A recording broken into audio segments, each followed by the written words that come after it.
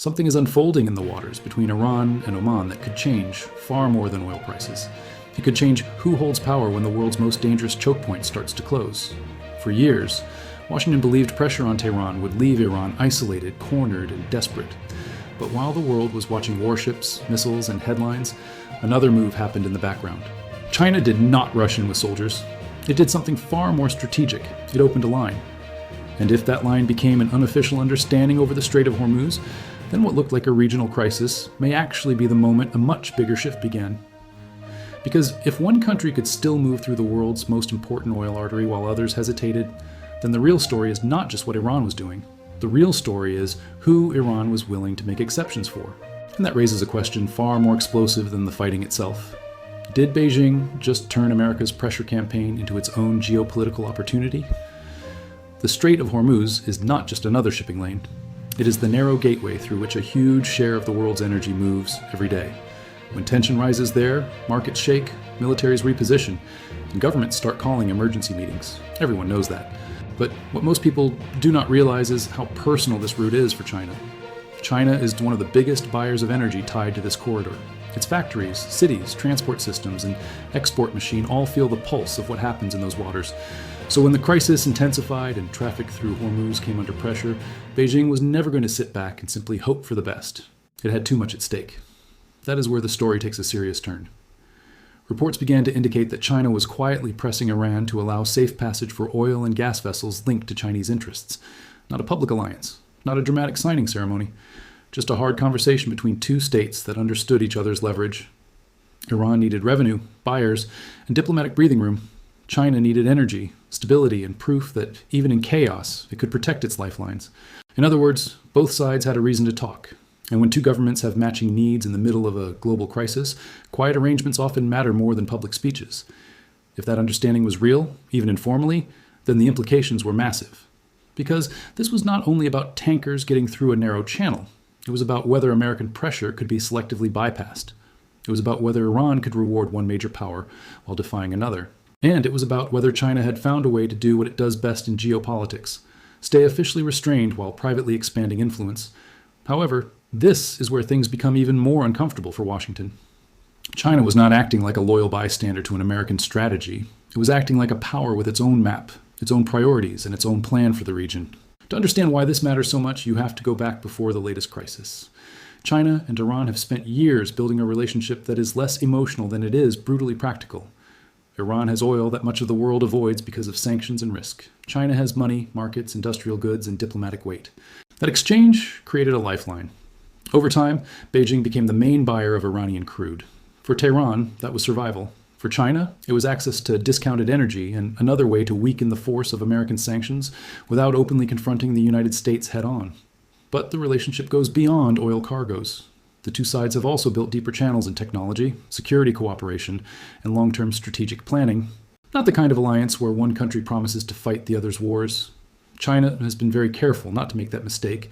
Beijing still wants strong ties with Saudi Arabia, the United Arab Emirates, and other Gulf states. It wants business with everyone. That is the genius of its approach. China does not need to plant its flag everywhere. It just needs every side to think keeping China close is useful. Iran knows that. The Gulf monarchies know that. Washington is starting to realize it too. So when Hormuz became the center of a new confrontation, China was in a unique position. It had leverage with Tehran because it buys Iranian oil. It had credibility with Gulf states because it also trades heavily with them and presents itself as a force for stability. It had reason to avoid a total collapse because the energy shock could hit its economy. And it had every incentive to stop the United States from turning this crisis into a clean, strategic win. Suddenly, Beijing was not another observer. It was sitting in the middle of the board. Then came the most revealing detail. Even as the waterway grew more dangerous and shipping slowed dramatically, signs emerged that vessels linked to China were still trying to move. Some reportedly altered signals to identify as Chinese-linked. Others appeared to test whether exceptions were being made. On the surface, that may sound like a shipping detail. It is not.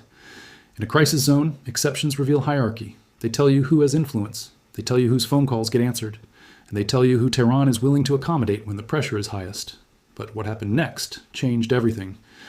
The emerging picture suggested that Iran was not simply trying to shut the strait in a blind act of self-destruction. It was trying to weaponize access. That is a very different strategy. Closing Hormuz completely would punish everyone, including Iran's own interests. Selective access is smarter. It creates fear, raises prices, increases leverage, and sends a message. It says the route is not closed for all. It is open for those who matter, those who negotiate, those who can offer something back. And if China was on that list, then Beijing had not just protected its energy flows. It had stepped into the role of privileged power inside one of the most sensitive maritime flashpoints on Earth. Now think about what that means from Washington's perspective. The United States has spent years trying to squeeze Iran economically, isolate it diplomatically, and restrict the networks that keep its oil trade alive. Much of that effort depends on one assumption, that access to the global system can be controlled through sanctions, naval pressure, and financial dominance. But if China can continue buying Iranian oil, continue moving goods, continue using alternative payment channels, and continue talking directly to Tehran when everyone else is shut out, then the pressure architecture starts to crack. Not collapse overnight, but crack enough to notice. And that is exactly why this story is bigger than Iran. It is about the rise of a parallel system, one where American threats still hurt, but no longer guarantee obedience. One where a sanctioned state can survive if it has a giant economic partner willing to play carefully in the gray zone. One where control of finance, shipping, insurance, and diplomacy no longer belongs to one capital alone. China does not have to defeat the United States in a dramatic showdown to weaken American influence. It only has to make America look unable to fully enforce its own strategy. In geopolitics, perception matters almost as much as force. At the same time, Beijing was playing an even more subtle game.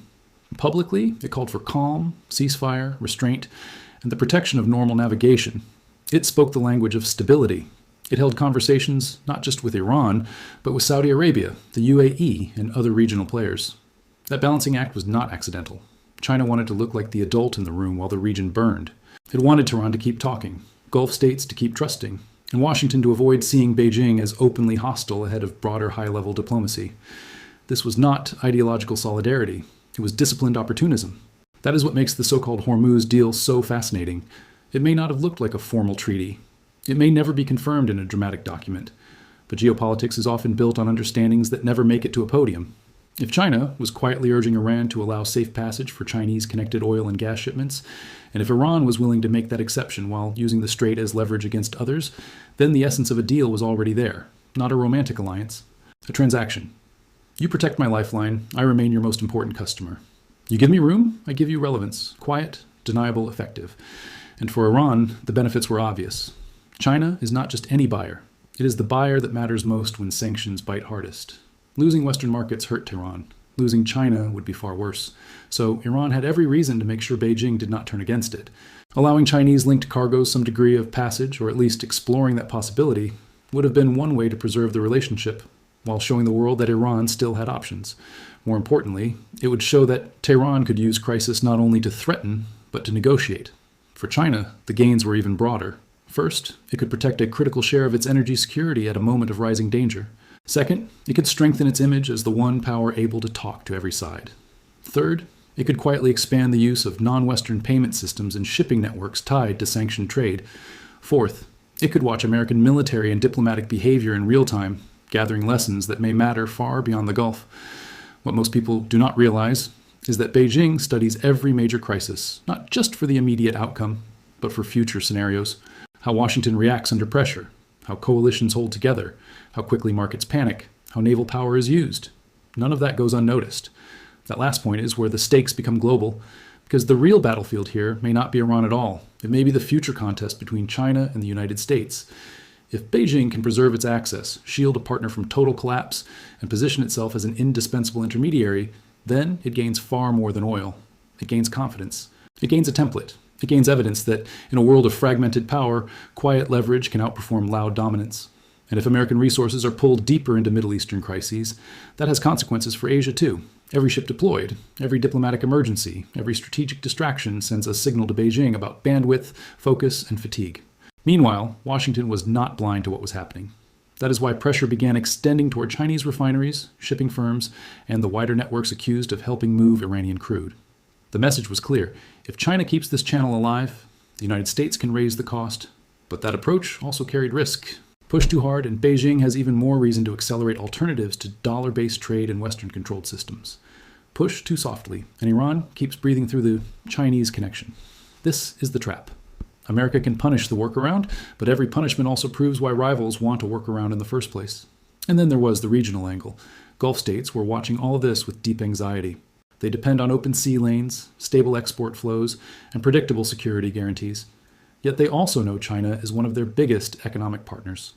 So Beijing's move was not simply about Iran, it was about convincing the entire Gulf that China could be useful in crisis, not just profitable in peacetime. That matters because influence in the Middle East is no longer measured only by military bases. It is measured by whose calls can lower risk, whose market can absorb oil, and whose diplomacy can keep doors open when missiles are flying. This is why the phrase stabbed in the back hits such a nerve. From an American viewpoint, the accusation is easy to understand. Washington applies pressure on Tehran. China steps in to preserve ties. The United States tries to isolate Iran. China helps keep Iran economically alive. America wants clear lines between friend and foe. China prefers blurred lines where everyone still does business. It feels like betrayal if you think the world should align behind US pressure. But from Beijing's point of view, this was never betrayal. It was strategy. China does not believe American campaigns should define Chinese interests. And in the Hormuz crisis, Beijing behaved exactly like a rising power that sees chaos as something to navigate, not inherit. Still, there was a danger in this game for China too. If the crisis spiraled fully out of control, energy prices could surge, insurance costs could explode, and even privileged access might not protect Chinese interests. If Iran overplayed its hand, Beijing could be dragged closer to a confrontation it never wanted. If Gulf states concluded China leaned too far toward Tehran, years of careful balancing could suffer. And if Washington decided that Chinese facilitation of Iranian trade crossed a red line, the confrontation could move from the Gulf into a much wider economic conflict. So Beijing was not walking on solid ground. It was walking a wire. However, this is where the story becomes even more revealing. China did not need a perfect outcome to win something important. It only needed to show that it could not be excluded. That even in the middle of a high-stakes US pressure campaign, Tehran had to listen when Beijing called. That even as global leaders demanded de-escalation, China retained access to both the crisis zone and the capitals around it. That even while the United States brought force, Beijing could bring indispensability. In the modern world, that combination is powerful, sometimes more powerful than a carrier group.